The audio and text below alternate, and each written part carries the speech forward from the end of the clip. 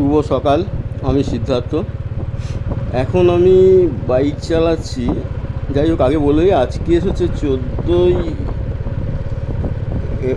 15ই April 2026, বাংলায় 1433, পয়লা বৈশাখ। আজকে শুভ নববর্ষ সকলকে, বিশেষ করে বাঙালিদের। এই মুহূর্তে আমি রয়েছি, আমরা যাচ্ছি লাচুং থেকে জিরো পয়েন্টের উদ্দেশ্যে। লাচুং জায়গাটা হচ্ছে সিকিমে, খুবই সিকিম জেলাটা খুবই মনোরম একটা পার্বত্য শহর। প্রায় 9600 ফুট মতো ওপরে লাচুং নদীর তীরেই, নদীর ধারে এটা রয়েছে। গ্যাংটক থেকে 125 কিলোমিটার। দুদিকে একদম বরফে ঢাকা রাস্তা। আমরা যাব, এখানে 3টে জায়গা রয়েছে। একটা হচ্ছে ইয়ামথুং ভ্যালি, একটা জিরো পয়েন্ট, আর একটা হচ্ছে লাচুং মনেস্ট্রি। এখন আজকে যেমন বললাম 15 এপ্রিল, এই সময়টা রাস্তার দুদিকে বরফটা বেশ ভালো পাওয়া যায়, খুব সুন্দর। আর এপ্রিল থেকে মে মাসে আর একটা রডোডেনড্রন যে ফুল আছে, লাল কালারের, একদম টকটকে লাল, রক্তকরবীর মতো, এটা ফোটে এই সময়টা। রাস্তার দুদিকে থাকে, দারুণ দেখতে লাগে। দুদিকে চাদরে ঢাকা, বরফের চাদরে ঢাকা। আমি গাড়ি নিয়ে আস্তে আস্তে এগোচ্ছি, খুব ভয়ও লাগছে। একদিকে খাদ, অসাধারণ। এই যে অনুভূতি, এগুলো না আসলে বলে বোঝানো যাবে না। তোমরা যারা বাইক নিয়ে আসবে বুঝতে পারবে যে কত সুন্দর একটা জায়গা, সবুজ উপত্যকা মাঝে মাঝে।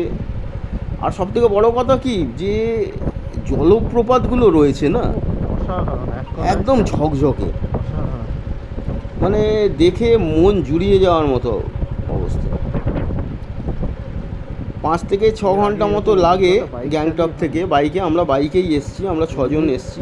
ফোর হুইলারে উঠেছিলাম আমি, শ্যামল, সোমনাথ, শ্যামল বিলিয়ান নিয়ে এসছি, আর রিভু বলে একটি ছেলে আছে, ও এসছে আমাদের সাথে। এটা লাচুং যাওয়ার জন্য একটা ইনার লাইন পারমিট, ILP করতে হয়। এটা গ্যাংটক থেকে আগের দিন নিতে হয়, কিন্তু ওখানকার লোকাল পিপিলও করে দেয় আগে থেকে, ওরা একটা চার্জ নেয়। রাস্তা দুর্গম, তো পুরো একদম খুবই কি বলবো, একটা রোমাঞ্চ, একটা উচ্চভূমির যে একটা সৌন্দর্য।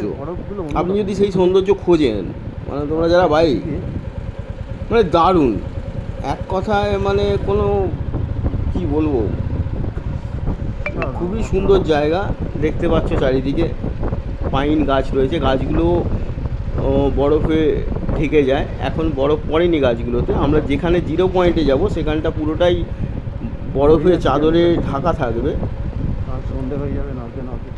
তো আস্তে আস্তে এগোচ্ছি আমরা, বাকি গাড়িগুলো এগিয়ে গেছে। তো খুব ভালো লাগছে। অ্যাকচুয়ালি এর আগে এরকম বরফের ওপর দিয়ে আমি গাড়ি চালাইনি। সিকিম নর্মালি টোটালটাই একটা পাহাড়ি রাজ্য, যেটা জনসংখ্যা খুবই কম এখানে, কিন্তু সবাই হেল্পফুল নেচারে। কোনো কিছু বাইক নিয়ে এলে, অসুবিধে হলে যারা ড্রাইভার রয়েছে আশেপাশে রয়েছে, তারা হেল্প করার জন্য দৌড়ে আসছে। যদিও এখনও কিছু হয়নি, অন্যান্য বাইকার যারা আছে তারা আসছে দেখছি, তো অনায়াসে আসা যায়। এখানে 90% দেখলাম বুদ্ধিস্ট রয়েছে।